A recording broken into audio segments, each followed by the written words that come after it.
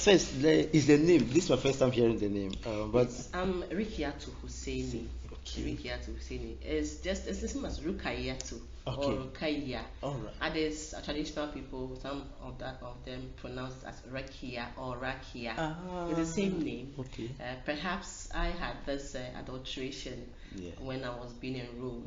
okay, And so when you go to hospital, people sometimes mistake in writing the names. yes. And so of course my father wasn't educated, Yeah. and so he doesn't even know how it was spelled. And I also carried it along like that. So it's Rikiatu Huseini, but it's actually Rukayo Huseini. Okay, yeah. all right. Then the same family. Yeah. And a bit of preview of who you are, like the school you attended, and where you grew up, and how you ended up at UDS. Okay. Right. I grew up basically. Let me say I was born in Central Region. Okay. In a village called Brakwa. Okay. So in the Brahman Isikuma or the Ben Brakwa district. Okay. And so I would say that I am more or less a Southerner in terms of the way where I was born and bred. Yes. Okay. And so I was bred in Accra. Okay. We stayed in there when I was young, but mainly I had my primary school, my GHS and secondary school all in Accra. Okay. I attended Dakuman Methodist Primary, okay, Dakuman in Accra, right. And then also attended Odoko 5 GHS. Okay. Also in Accra, and then attended Achimota School in Accra. The Almighty. Oh, well, for some of us, we don't see them as such. Okay. I mean, every school is school. It's just by faith that you happen to find yourself there. But all schools are important. Okay. It's important. Yes, of course, I know the the famous ones are. The Achimota is one of the famous, and I'm actually proud to be an Accra, as we call ourselves. Yes, I'm proud, but I also do not want to play down the other schools, but they are all important. All of us cannot be in Achimota. Yes, that's so Achimota is good. It's a great school. I learned a lot from there, but I also respect other schools. Okay, right. And so I am a Basari.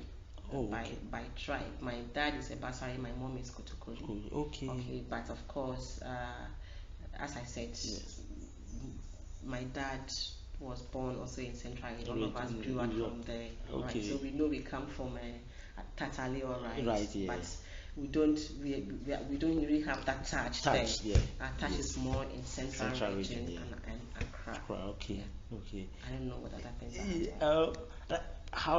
why did you choose this field in first place? Like, was it out of was it out of curiosity, or did you just let's say maybe someone just pushed you in that direction? I said, okay, let me go. Well, I wouldn't say out of curiosity. I would say that partly it was out of maybe my nature. Okay. And then I would say my teachers at the basic school at JSS also were a bit influential. Right, yeah. Because growing up, I didn't have an idea because my parents were not educated. All I knew was that they wanted me to be educated. In fact, if I had to tell you my stories about how I got into school, you'd be surprised. Wow. It was through somebody's advice. My dad is that staunch Muslim who feels that if a child is educated, she will be more of like, most of them will convert into Christianity. But we know what happened. Most of the missionary school came and converted our Northern guys. So my dad wasn't for secular education at all. Of course, when I was attending Makaranta, one of our teachers at that time used to teach us alongside this alphabet. He realized I was picking up, and then he asked one day, at the very tender age of 7, 8, and he asked me whether I was attending school. I said no, and he said, no, I want to see your dad. And so he actually walked me to the house. That was in Dakuman. Wow. And then he asked my dad, why is he not sending me to school? I said, this girl is good. She's picking it up as if she was already in school. So why not? And so my dad had to consult he was a driver, he's not educated, but he was a driver. Then in State Construction Corporation. I mean, it no longer exists. They were the ones that were constructing the state housing and then their furniture and everything, but he was one of the drivers. And so his manager said, look, send her, education is very important, and a lot of people have money, they want to invest in their children, and their children are not actually good. And if somebody advises your child is good, why not? So I started school at age 8, Whoa. And lucky enough, I was quickly pushed to, in fact, nursery, then pushed to P1. P1, yeah. And since then, I have been, well, I continuously, made my dad happy, because I think my, what I say, my worst result was when I came at 6 at the primary 1. And from then I've been first, second, third, right from the primary. This is amazing. Up to the basic 6. And at the GHS, well, I had a tough time with the guys. I was always topping, and they were surprised. So after GHS, I was always topping my friends. But at Achimota, it's a very good school. Yes. Competition is high. Everybody that comes there is good. It's good, okay, yes. So because I had my grade 6, I had my GHS, and so it was a very tough time there. And so there's nothing like you are good, better than this. All of us are. Yeah, it was like the best of the best. Exactly. So that is where, regards to how when before I could choose my Achimota school, my teachers were like, okay, I like to sew. Okay. It's one of the things I admire people doing. Yes, exactly. I like to sew. So I wanted to do that, and then my headmaster, he overheard me conversing. He said, "No, he called me and said, I heard you saying something. Are you serious, Ricky?" I said, "No, you have to call your mom." And so I called my mom, and before I chose my school, it was a debate between my teachers and my headmaster. Finally, headmaster said I should go for home economics. My teachers said go for agriculture science. And so that's how come I chose agriculture science in Achimota. So I did that. And that is what brought me to UDS. Yes, wow. Right. Wow. I chose UDS and Legon. Legon gave me philosophy and what have you, and those kind of. Yes. Sorry. Yeah, you are into that field. No. no. But I didn't like art. I didn't like art. Yes, okay, I had nature. I loved nature. Yes. So I wanted to come and I joined agriculture science, and so just after our second year, we had opportunity to do other courses, branch into various fields. So I realized that I loved trees, but I loved to memorize the names of trees and plants. Okay. Right from the secondary school. Okay. So I don't know, maybe that's what actually pushed me towards forestry. Okay. And so I admire nature actually, and I like watching nature, this nature documentaries. So by nature, I think I love nature. That's what pushed me into forestry. From the look of things, it's like when a community has good role models, because from the Arabic teacher to those were your father's co-workers and all that. It tells how important society can actually help groom, because they are all the contribution brought you this far. Wow, that is maybe one day we will look deep into this story. You think so? Yeah, we will look deep into this story. So I think I want us to go into biodiversity. Okay. Yes, and it's what is this? How do the human survival depends on biodiversity? Okay. Yes, yeah. So first, what and how important is biodiversity to the survival of humans and life itself? Okay. All right. So I think literally we all know that biodiversity means biological diversity. Okay. Oh, okay. Biology. Okay. How diversity. The plants and animals. So it's basically how diversified, or the variety of plants and animals on Earth and how they interact. Right, okay. Now, if you want to look at it broadly in terms of science, I mean, we don't want to go into details, then we look at it as the variety and variability of plant and animal life on Earth and the interactions towards the creation of the ecosystems and the ecosystem functions and then the services. Okay. And I would say that it is mainly influenced by the environment.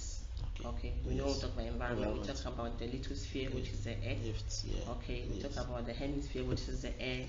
We talk about the hydrosphere, which is the water body, and then the biosphere, which is the plants and animals in the environment. So depending upon the environment and the animals in that area, the climatic conditions, the topography, the soil, human activities, all of this influences biodiversity.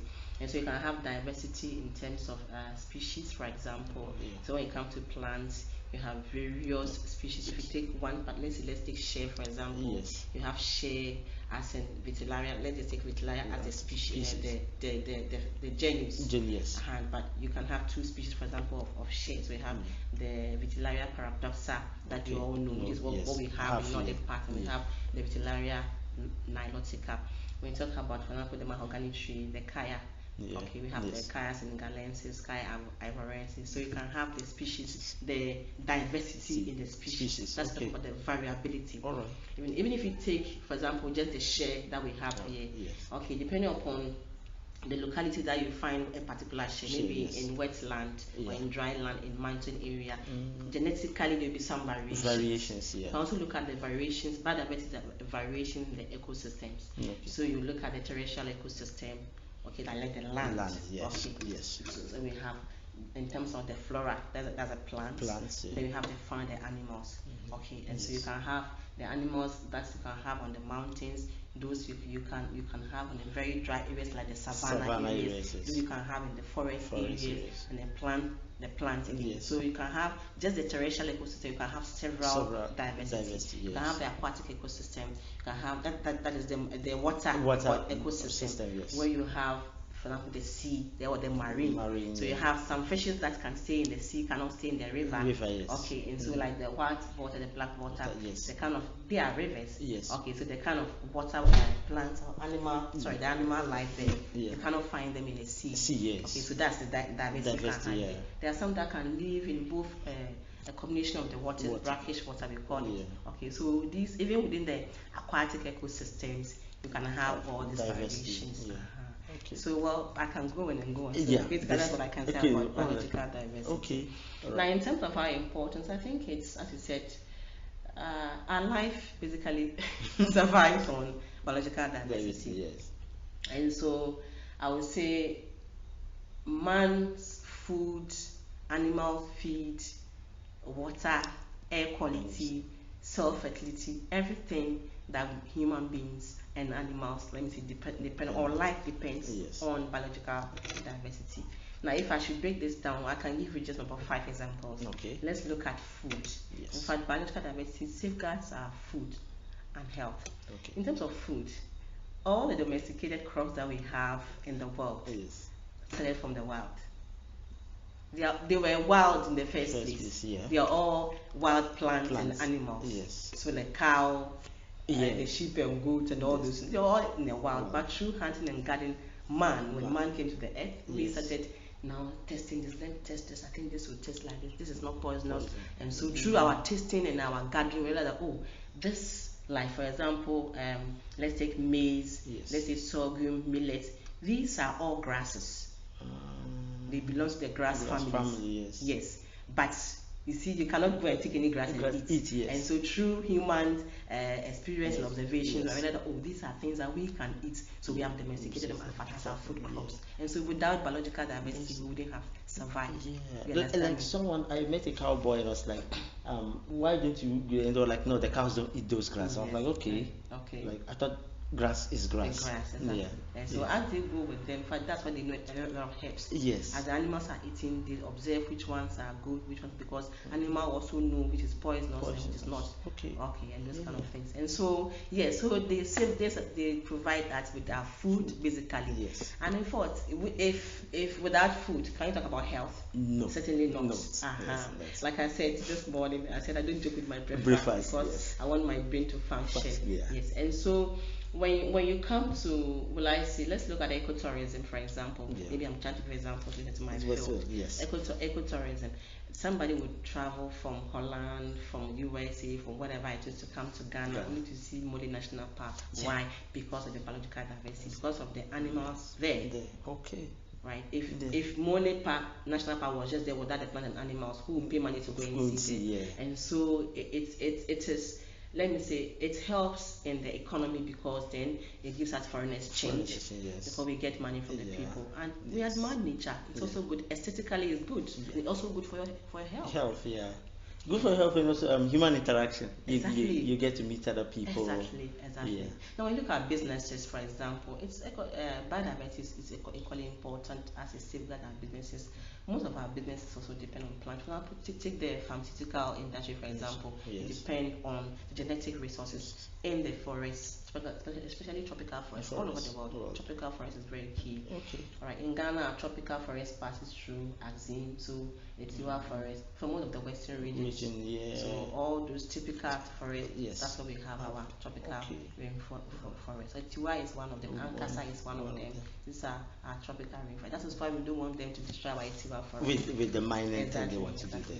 And so the pharmaceuticals depend on the plants. Most of the active ingredients we use, our drugs are coming from plants. Most of them are coming from plants. Wow. All right, and so that's why it's even better for us to dwell on our herbs than going for some of these drugs because they have other ingredients that are not good for. Then I'm safe because I fear injections. And our herbal industry, our most of the plants, medicinal plants, are all coming from our vegetation, our fallow lands. We go in for them. Most of our herbalists go to our fallow lands to collect all these herbs to treat us. You understand? Yes. Okay, so in terms of economy, the business, I talk about the ecotourism, that's business. Yes. When I talk about the agribusiness, for example, people, like I said, our domesticated crops are coming from the wild in the first place. Yeah. We actually domesticated them. Okay. And so most of the times, when like savannah research, agriculture, and then the general scientific world. Yes. Anytime there is a resistance of any of our domesticated crops to some of the diseases and things, what do? They breed. So they go to the wild, look for the wild variety and breed and see how it can resist what some of these diseases and pests. Okay. So so and all of these are key. So what else? I talk about business. I talk about ecotourism. I talk about food and health. Protecting ourselves. We know what trees does to the environment. They purify the water. They purify the air. The trees take the carbon monoxide from the cars. Yes. The population has increased so much that everybody wants to sit on cars, the motors and everywhere. So there's so much. Industrialization is killing. There's so much pollution in the air. Our cells, as we breathe out, we bring out carbon dioxide. Trees take carbon dioxide and make use of it to produce their own food through photosynthesis. And what do we get? They now give us the byproduct oxygen to make, purify the environment for us, and that protects us, protects our health. All right, and then the tree falls, vegetation that decompose and rots. All this tiny organisms within the ecosystem, they help in what? Decomposing the soil, turning the rocks, breaking all the rocks into become small particles for us. They all help, and so our very existence is actually main on the biological diversity. Without that, we cannot survive. All right. So just a minute. I think there's something else I forgot. Also, one of our foreign exchange, and I like timber, for example. Maybe I forgot because of where I find myself in the savannah area. But it's one of, I think it's supposed to be our fourth exchange now. So if my memory serves me right. So we export. The forest serves a lot as far as we come to biodiversity. Timber, we export timber. In the past, we used to export the raw logs, but now we export it in the form of veneer. That's what we use in preparing the plywood. We export lumber. Like those ones that we use in building and those kind of things. And so all of this we get through biodiversity. Most of them we did not plant them. They just grow naturally. Wow. Okay, so I think now that we know like how we are very well connected, it's like in the Lion King they'll say the circle of life. It's like we are all connected. Like once the chain breaks, then there will be a problem in the survival of all of us. Let me put it that way. Are there human practices that put biodiversity in danger or extinction? Yes. I think our problem, so let me say the main human practices that threatens biodiversity, I think it's our land use. Major land use practices and the way we generate and dispose of waste. These are for me, these are the two major things. Why do I see the land use? Basically, we know agriculture is one of our main boom by the economy. Yes. Things are changing, but still a lot of our people are in the rural areas and they are involved in farming. Even though we have a lot of changes because of migration and things. Yes. So one of the things that we do that's actually endangered or endangers our biodiversity is clearing of our lands for agricultural expansion. Because population is growing. We were some 9 million some years back, and now we are over 30 million. As population is growing, we need to feed mouths, and so we are clearing the land for agriculture. We are also clearing land for settlement. The more population, the more we need to build what houses for shelter, and so we are clearing land for settlement, as in accommodation, and also for schools, facilities, hospitals, because as population increases, areas that we didn't have people, now we have them. We need to send schools there, we need to have hospitals there, so we are clearing, exactly, clearing for facilities and amenities. All right, and then the other things are our, like I said, apart from the agricultural practices, our in the northern region here, the way we practices like group hunting. So people in the morning around the dry season area, you have people in the mummy trucks filled with people with dogs and their clubs ready to kill animals. I think they do it here too as well. You just wake up one morning and they are burning the place. You can imagine. So this is one of the things that we do that is actually threatening biodiversity. And so as we clear all these things for agriculture, for settlement, for schools, amenities, and what have you, and as we burn the bushes for our rats and things, we are actually endangering our own lives because we are clearing more vegetation and leaving the land bare. All right. So these are some of the human factors. So then when I talk about the waste, now everything you buy is in plastics. Everything. When I came to the northern region around 1994, we used to buy meat in the teak leaves, alura tree. The leaves is what they used to wrap the meat in, and I used to like it so much. Can you imagine? And that was when I came to the that we were the second batch. And so, and you like it. It easily rots, decomposes. And then put in manure in the soil. But and now, even you buy another food, you could eat it in the leaf. Exactly. Kafa, everything. The watches we used to put it, wrap it in the leaves. Now everything has gone back to plastic. And they don't give you just one. Sometimes I ask myself. But 2 or 3. We are also 2 or 3. You buy pepper kinky, pepper one. There's the white polythene. There's the black carrier. Then there's one fish, for the kinky, and there's one for the fish. There's so much. All of them, we dump them in the rubbish and goes back. It takes about 20 to 500 years for plastic. That's what literature says. For plastic to decompose. In fact, some go up to 1,000, depending upon the structure. Goes up to 1,000 years to decompose. I know what.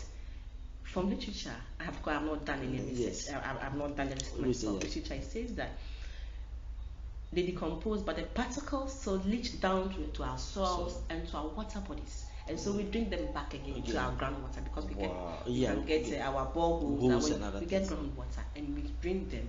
And so if we are increasing in the number of diseases around us, then it's basically because of our plastic disposal. So we generate too much. We also dispose them anyhow. We don't recycle. I think last time I was watching, I think was it CNN, and one of these countries, Asian countries that are actually taking plastics to do recycling. I think Asian and China too. They returned US plastic waste to them that it was too much. They can't recycle all of them and all that. So they had to return it. So it was saying that even recycling is not as easy as people think it is. Make money from it. Yes. That is what China is doing. Yes. Because I'm sure US will pay them. Yes, US actually pays them, and one of these other Asian countries. Yes, but they said that like the process takes longer, and that even when you are taking recycling, that you don't put the lid and the bottle at the same time. You remove the lid and only put the bottle inside, because I think that the bottle is more easier to recycle than the lid is a bit heavier, but the structure is so depending on the structure, then it takes more about 1,000 years to compose. So we are destroying the very soil that is the lithosphere from which the biosphere will have to come, which is the plant. All right. So these are the 2 main issues. Let's say 3. We have the hunting, the farming, and the littering. So I would say I put the others to the farming, the land and the farming in one as the land use, yes. And then the way we generate the waste and the way we dispose them. Okay. Let's come to the land use. Let's talk about the hunting a bit. Well, usually they will tell you that it's a traditional thing. It's our culture. We need to do the hunting. And someone will say that maybe if they don't hunt some of the animals, they might grow over, like they will be too much, like that. Some historians say that there was a time that there was some rat infestation in Europe, and they had to now start breeding more cats to handle them and all that. How are we going to negotiate with our chiefs, because they are the ones who are also part of this whole hunting thing? And also in terms of the land use, they are in charge of the land use and all that, because before you get the land up here, you need the consent of the chief and all that. How important is it for them to know that whatever decision they make has a long-term effects on the future? And given that their children will come to occupy the seats that they are living, what future are they preparing for them? Yeah, I think basically it goes back to ourselves and our chiefs again. All of us must be involved. And so it all boils down to education. We have to educate them. First of all, we have to start from the chiefs. I know they know. Yes. Of course. I mean, we shouldn't think that people, they don't know the importance of it. They know. But of course, sometimes, because as I say, it's a culture, some of them just take delight in hunting. Yes. Okay. They don't get. Some of them, I don't think the booty is much. But and so I think it's about education. We have to educate our chief to understand the importance of biodiversity and the way we do the group hunting. It's fine. Can we, if you want to do it at all, can we regulate it? Can we see that some animals are exempted? That's one. Exempt some animals, and even the way in terms of bush burning. Can we just go in and hunt the ones that we can hunt with our dogs, for example, instead of just setting the bush for one rat, for example, you buy 2 or 3 rats. Acre for just 1 or 2 rats. So maybe the method of the hunting. Okay, so and even the group, because if you go into the individual hunting, is not bad. But the Europeans, they do spot hunting. But the group hunting is something that is not really good, because as we go trampling upon the young seedlings, we are killing the one that are going to become the big trees. We are cutting the trees for charcoal or firewood. The one that is supposed to now come. And we are now trampling on them through our hunting, because we are many in an area trying to just catch one rat or one antelope or one something. So maybe, as I said, is education. We start from educating our people. Program like what we are doing now, if it will get to the community, to understand the importance that whatever we are doing now, it will actually come. What you sow is what you reap. And when we talk about sustainable management of natural resources, it's basically about trying to manage the resources in such a way that you make use of what you want now, but you will not thwart the ability of the future generation to make use of the same. And so if you cannot make it better, then don't leave it worse for them. So we have to educate our chiefs, and then we can also educate the community to regulate our hunting. If they still want to do it in a group, we can even, as you say, exempt some kind of animals, exempt bush burning, and maybe in terms of interval, we can say we won't do it yearly. So we say if you do it this year, next year we will not do it. Then the following year. Those kind of things. So we sit down, because they know, they have the ideas. And they can do it. So education can do a lot. The education, are we supposed to do it in more like the normal scientific education? I think I worked with Dr. Dogbe Sari. I've worked with them for some time. I worked with Agra and all that, and I realized that when we go to these farms, the scientific, the scientists, your communication with the farmers usually get them bored, because it explodes with all that. Is there other forms of education probably that we can also look at to engage this? Like the art industry, the way we can do that through our songs. And so on some of the radio jingles, for example, we can use them on the radio jingles. So you make a song that will send a message to the people. Right. So as soon as there's a program that people like, when they hear the jingle, they hear the song. Oh, I like this program, but the song in itself, the lyrics gives you information about group hunting, or let's say about biodiversity and about how our human activities affect them. And so we can come in this way. Okay, we can also have radio programs or television programs in terms of play. I think some of these theater and things are no longer in the system, but we can bring them back. At that time we had when it comes to environment, we had this Captain Planet series whereby they save the environment, they protect the environment. They had this ring, one for earth, one for water, and other things. Are they locally, or it was more of a foreign show, but we didn't actually get the idea. Yes, we can also do that.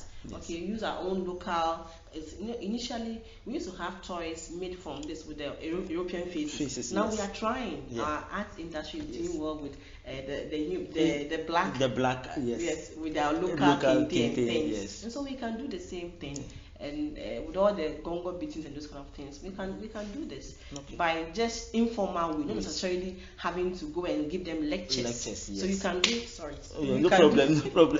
Local plays. Okay, so if there are festival like the way we did the one we did recently, the fire festival. And I know you cannot do fire festival without burning those kind of things. But you see, because it's also do not have a fixed time. This time we are lucky to happen in the rainy season. So maybe we are not afraid. But sometimes happens in the dry season. And then let's fire amber comes everywhere. And we've seen the Australian fires and other fires across the globe. Exactly. So yes, education should not be the formal lecturing. We can do that with the art industry, because the human being, as we like music, we like to watch, we like to be amused, and so we can blend our culture, the arts activities to this. Okay, all right. Thank you very much, Doc. I think we're going to the third one, which is in northern Ghana here. I think we've touched on that. That's how do traditional law help guide and support state laws in protecting biodiversity?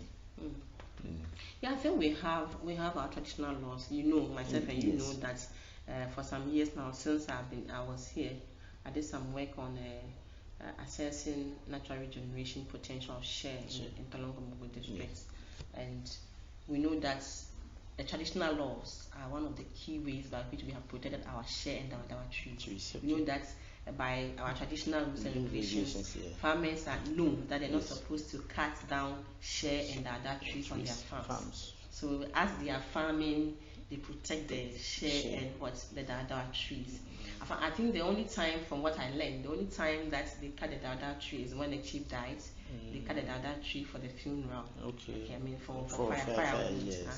And so that has been very good. It has helped a lot. In fact, it's one major key thing that has actually kept a lot of. When you go to our fallow lands and our crop lands, you have a lot of share trees and dada trees. Even though the population is dwindling because of clearing for expansion and settlement. If somebody buys a land, what will he do? He wants to put his structure and not to protect his share. Unless the person is environmentally friendly and want to spare one or two trees for himself. Otherwise, this is so traditionally we have those laws that is what has helped a lot. But it looks like we are not adhering to them very well. I mean, to the total, because I found that the farmers themselves know that they know the positive and negative impacts of the share trees in their field. Right. So they know that when they cut, they prune, and the leaves fall, they help in decomposition and helping the fertility of the soil. But they also know that when they leave the shade trees and the crowns are big, they shade their crops, and that also affect the growth and then the yield of whatever it is they are growing. And so some of them, they protect the young seedlings, but when the trees are big and they are many, they cut them off. So they know that they're not supposed to, but some of them will cut. So they try to reduce the number of trees in their crops, on their farmlands or crop lands. All right. And then the other way that we are traditionally that we are protecting biodiversity is through our sacred groves. Okay, we are doing that, but the coming in of Islam and Christianity have removed that fear that people used to have. What are sacred groves? They just are like natural patchy forest or vegetation that our people traditionally protect as homes of our deities or smaller gods. And so that fear, that the taboos, the beliefs that we don't cut these trees in particular forests, in sacred groves. Yeah. Okay, we don't harvest or hunt in sacred groves, yeah. and so we used to protect our biological diversity, and all trees around water bodies. Those things, we don't cut them. And so traditionally, we were doing this. Yes. We are still doing it, but it's not so much. It's not so effective. People no longer fear so much about it. We had a recent research on, I think, some sacred groves in Dagon traditional area. We had about 10 traditional sacred groves. Wow. But the result shows that the diversity is no longer there. The area is there, all right, but the plants there have reduced. You understand? Yeah. And so they fear, and most of the reasons is that people no longer fear that there's something there that if I go in will catch me or will do anything, because I believe in Christianity or I believe in Islam. But these are the areas that have helped, because there are still a lot of trees there in our sacred groves. We have about 10 in the Dabon traditional area. And interestingly, this Islamic and this also talks about how we should protect these trees and all that. Exactly. Well, I think we are just doing the prayer aspect and not the community practice. Perhaps so we could reorient people's minds. Yeah. So people who are environmentally oriented and so are also educated in the religion can still, as I say, educate people that yes, we know that our initial thoughts of small goals or smaller goals are not good, but we can repackage the essence of biodiversity. So some of these things that areas we have protected, the reason why they were doing it was actually for protection. But they have to put fear in people before they can human beings, when there's no fear, when there's no fear. We can let them know the benefit and the consequences now. All these are issues of climate change, and this is because of the biodiversity loss. So if you make people to understand the importance of biodiversity in our own lives and what our actions are actually leading us, maybe they will go back to repackaging the sacred groves and then protecting them even more. So that means even at sermons and we can preach biodiversity. Yes, district assemblies have also to come in. So if you come in and say, okay, I know that in this particular area we have maybe 10 sacred groves. We have Jago in Tolong, we have Malshego in Tamale here. We had a lot of sacred groves. So why not you go in there, you talk to the communities. These are the trees. A lot of indigenous species that perhaps we don't see around. People do not know. Okay, like this time you go to the market, most of our fruits are coming from those indigenous trees. The sweet berries, the blackberries, the share itself, all of them around this time. Where do we get them from? From those sacred groups and the fallow lands where we haven't gone yet. You understand? And so I think that if we educate the people, again, as I said earlier, I think it will go along. So the traditional laws are there. But they are not the main ones for protecting our share and our dawa. And I think we have to educate them and tell them that it's not only share and dawa that are important. They have to expand. There are other species, like fodder, for example. You see, we have problems with getting feed for our animals. There are fodder species that we can also allow them to grow, or even plant them. So it's all about education. Okay. All right. So let's come back now. We've dealt with traditional laws, state laws. Are there some state laws to guide biodiversity? Yes, why not? In fact, will I say I don't think I'll be able to mention the kind of policies and laws that we have, but there are, and the agency that is involved in doing this, making sure that our forest resources are protected and our biological diversity, especially wildlife. Is the Forestry Commission, and then we have the Forestry Commission divided into Forest Service Division. That is those that are involved with forests, and those in the Wildlife Division. But Wildlife Division, the biodiversity control or preservation comes under the Wildlife Division. All right, and so because they look at the wild, the wild plants and wild animals. But they control so much of the wild animals. And the Forestry Commission is also looking at what the forests. And so all the forest reserves that we have in Ghana are under the Forestry Commission, specifically under the Forest Service Division. And we have them in Tamale. We have about 5 forest districts in northern Ghana. And so far, because of this splitting and things, out of these 4 districts, almost all the districts have several of these forest reserves. Yendi alone has about 6 natural forest reserves. I did some work on that, so I know that. And Tamale, we only have 1 natural forest reserve called the Sinsamlengbene, on the Yendi Road. That's the natural forest we have. Most of the ones we have in Tamale here are plantations, but they're also part of that forest reserve. Okay. All right. So we have the Tamale Waterworks plantation. Yeah, the plantation. Yes. That's then we have the one at the stadium.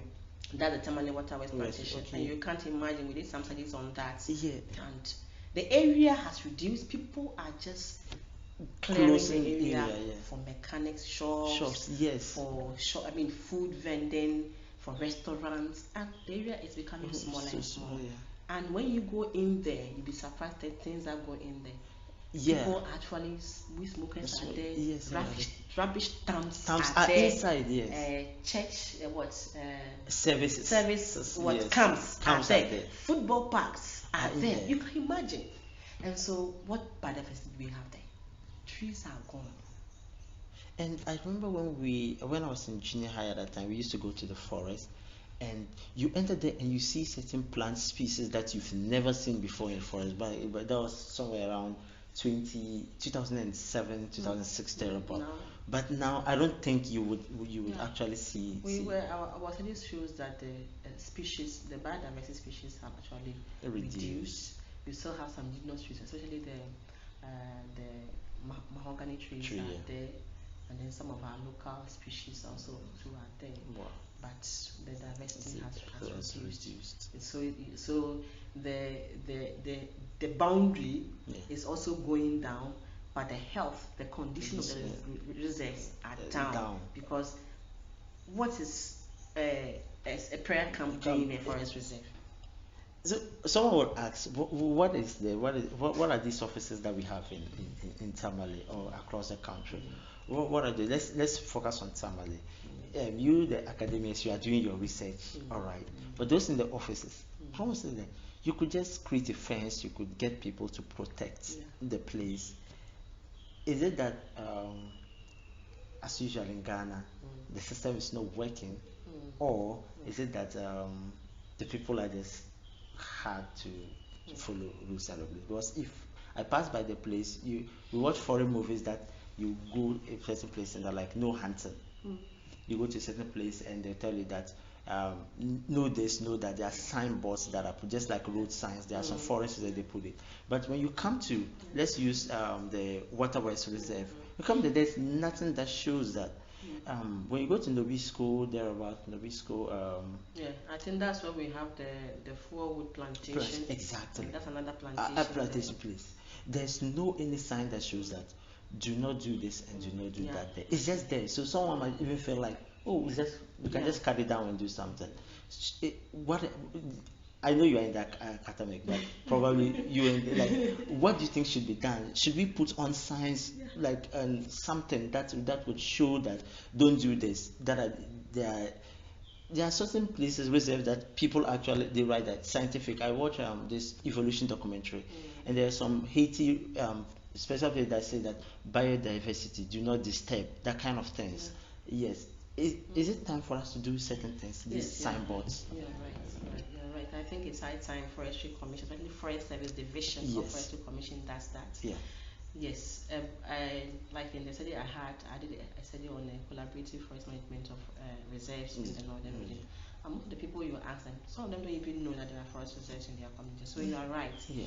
The signposts are not forthcoming. I think this is one of the areas that we could do. And then, as I said, when we start with the naming of the forest reserves, and then we can now start with the deterrent signposts like do not cut trees here.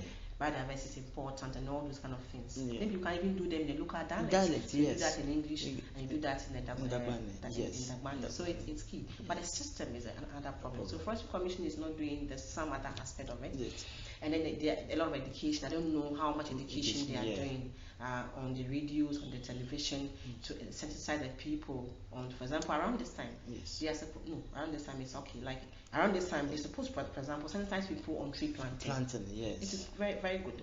The minister did that in June 11. It was helpful, but I think that has to continue so that people can even plant their own trees around their houses and their compounds. All right.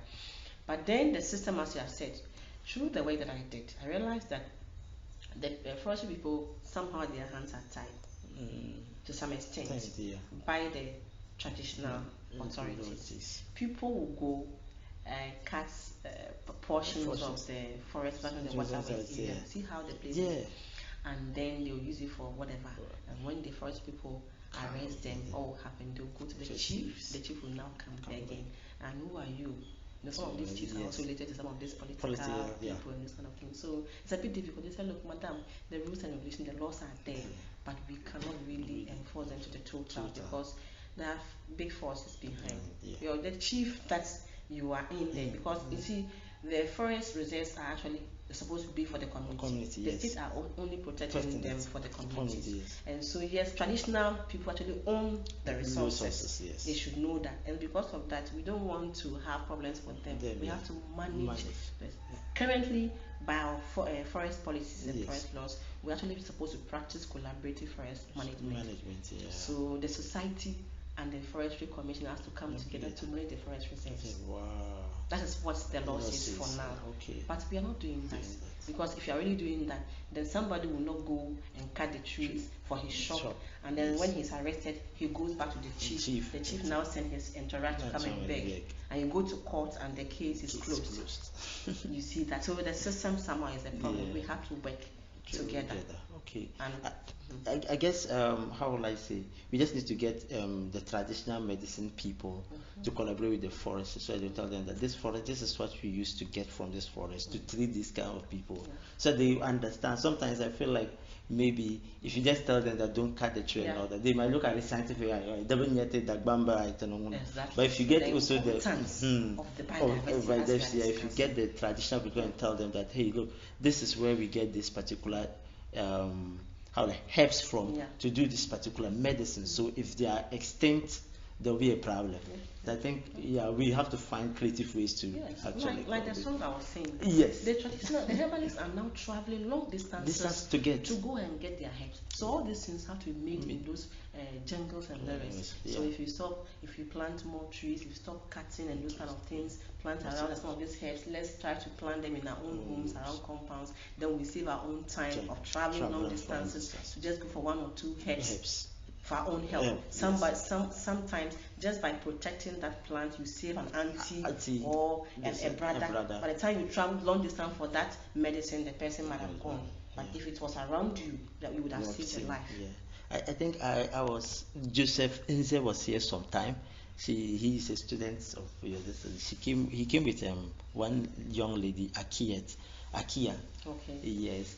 And their study was on honey. Whether it was good, it was as pure as we think it is. And one of the things they revealed was that we actually don't how would I say, farm bees, we rather hunt them. So most of our beehives are also going out of extinction and all that. So I think all these things could help because they are part of the biodiversity. I remember I had some small bees, some different bees here, and Hakim was telling me that I should not kill them, and I was like, I don't care. If they bite me, I'll cry. So I need to go somewhere. They are helpful. Sometimes they come around for water, especially around dry season. They come around for water.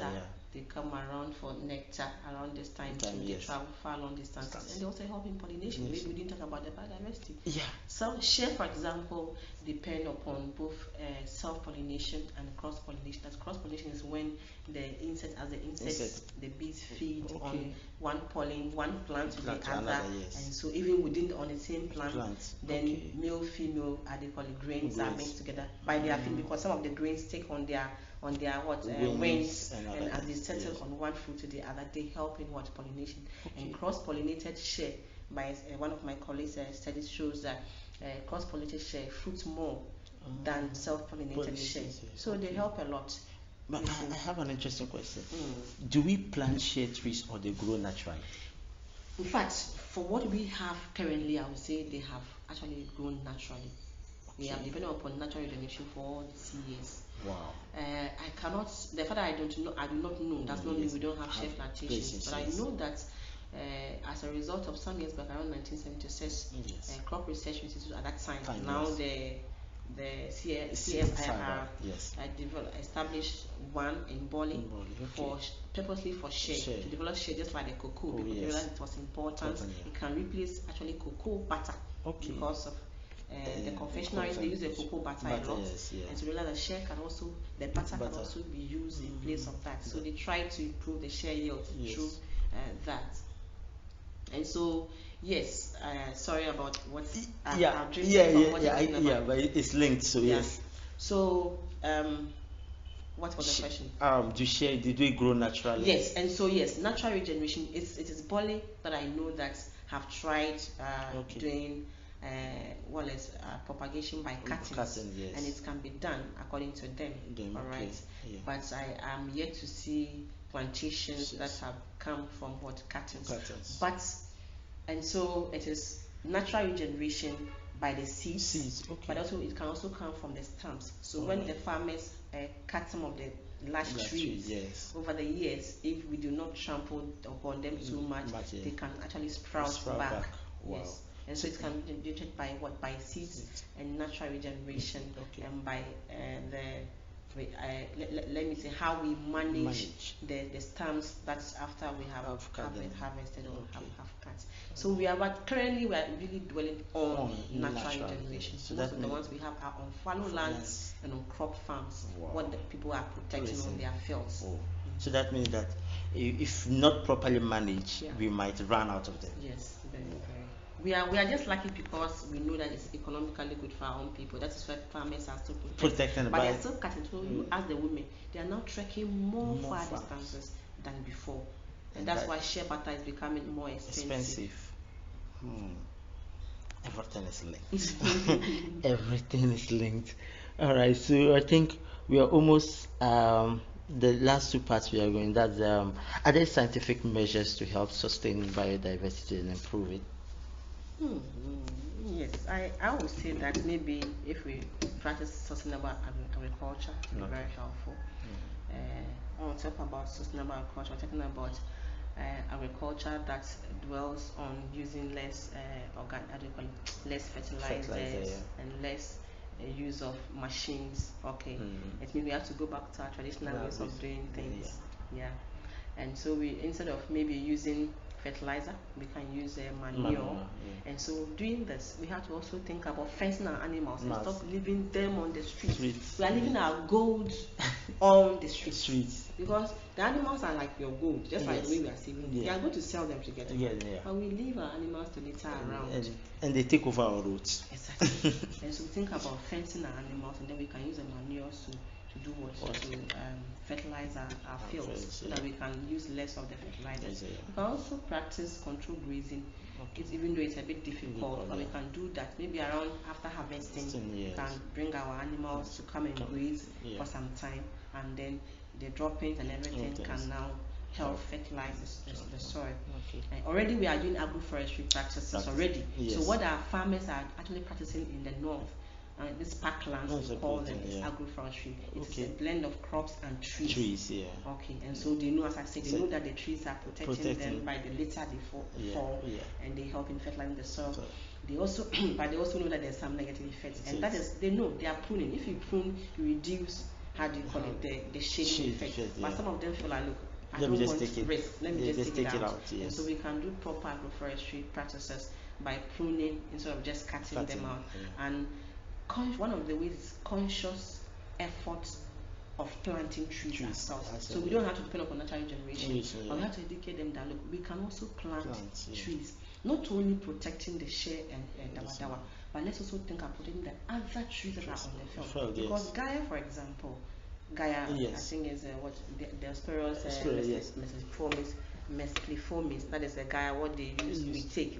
And in most of the sacred groves that we did, it's one of the trees that, apart from neem, that was abundant, because they talk about some spiritual things related to it. Yes, usually Gaia is related to it. So it's good. So let inform them, educate them that we should not only protect the shea and dawa. We should also protect all other species that you see that is good in your farm. It can be a herb, it can be a fodder plant. Protect them, all right. And forget about the fact that they will shade. So you can prune them and reduce the shade effect. So you can cut some of the branches to reduce the shade effect. It might reduce the the rate of fruiting, but it's also good. So you are getting to, you are balancing somehow. Actually, if you just leave that part, how many, like, if you count the number of corn you are going to get from that particular area, it's not that much. So why didn't you just cut that part out? Yes, and so like the land is becoming scarce, and so the little that he has, he wants to protect it. And so the education is key. Okay. So one is planting, diversifying our crops. As for example, if you have different crops on your farms, it can also help.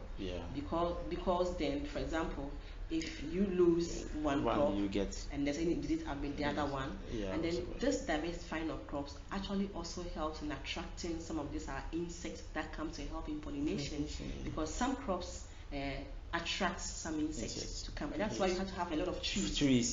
So the more, where you have more different species of trees, you have more of the insects, birds, and all this. So you increase more diversity and more cross pollination and more plants. I think this area, that's one thing. Every morning from 6 to 8, you see different bird species all across here. So it helps a lot, because the tree serves as a board for the animals. For the fauna. So it is very, the more you cut, the more you drive them away. The birds themselves help in diversity. Some of them, when they feed, their droppings also have some of the seeds. And so sometimes in an area, you get up one day, if you don't burn and you don't do anything, you just leave it, you have gava growing there. When you didn't grow gava, you have something there where you didn't even grow it. It's because you have allowed the place to be as if you haven't burnt, and you have allowed birds to feed somewhere and come and they left their droppings. If I burnt or done something else, those droplets would have actually burned the seeds inside the droplets, and you wouldn't get that gava that you are getting. All right. And so diversifying our crops, adopting agroforestry, as I said, and then blending our livestock, as I said earlier, is very good. Fencing our animals, we have to fence them so we can keep our crop. And then maybe we should also think about growing fodder crops and grasses. People can go into that. In the dry season, a lot of people suffer to feed their animals. So why not? Why not? Maybe around this time like this, you can grow the fodder. That's what the Europeans do. They grow the grasses. You cut them and dry them and tie them into hay or silage. And their ranches, they always buy them. So we can do that. And I think some people are doing this with the groundnuts, whatever, the leaves. Okay, they are doing that, the fodder from groundnut during the dry season. And so when they harvest the crops now, they dry them, and around the time that we are buying our sheep and goat for the big salad, you see them actually making use of it and selling them. So some people are doing that, but we can actually plant some of the species that are fodder trees that can help at the grasses. It can serve as a source of income, and it can also help us house our animals in our homes, so we can feed them. So you don't have to always let them out. Exactly. And another conscious way is tree planting, afforestation, and reforestation. Afforestation is the conscious effort of actually planting trees where they're not there at all. And the reforestation, where we have some of the trees, let's see how we can do enrichment plan to put in more. And we can only do that by education. Here, I think Forestry Commission has to do something. Maybe like the share, for example. All those species, they are doing it though, but perhaps they're not educating people that farmers can come to them. Their seedlings are for free. Farmers can come to us around this time, go for seedlings and come and plant in your land. You see. Wow. Exactly. So they should educate, Forestry Commission should educate, and maybe also go do some survey, find out what the trees people want more on their thoughts, and then you can develop those trees. They develop the nursery there, grow the seedlings, and then distribute so that we can increase the number of trees within the and sometimes instead of the garden, you can actually plant trees. I went to that's the Bywater area. There was this farmer who planted neem trees at the edges of a farm. So if you go to the edge of the farm, you just see boundaries. Yes. We use that for schools. But we do that. We recently did this the June 11 Green Ghana, the Forestry Department in collaboration with our environmental club coordinator, or let me say one of our people within the Faculty of Natural Resources.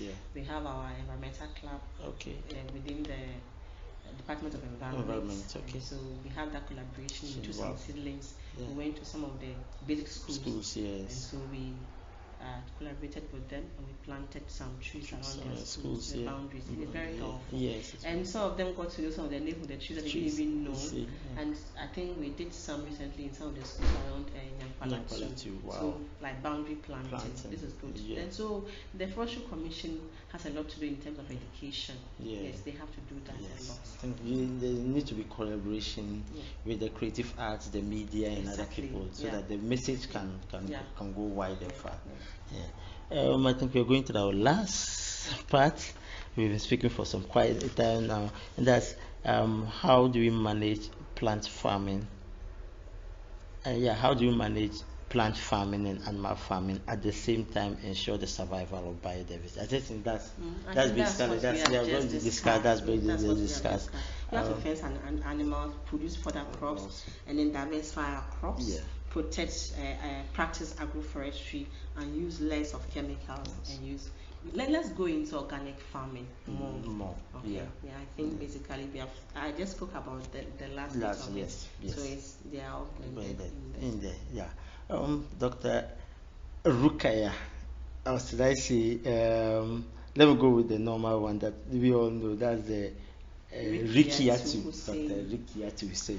Thank you very much for joining us on the SDGs Live on Sanatism, and I hope that the other departments will get to listen to it. They collaborate with us in the creative arts industry. Probably we can start writing stories about trees, story about tree plants and other things. Stage dramas, community debates where they stage all these things, so that we can actually encourage this, because it looks like it's a circle of life. One dies and we are in trouble.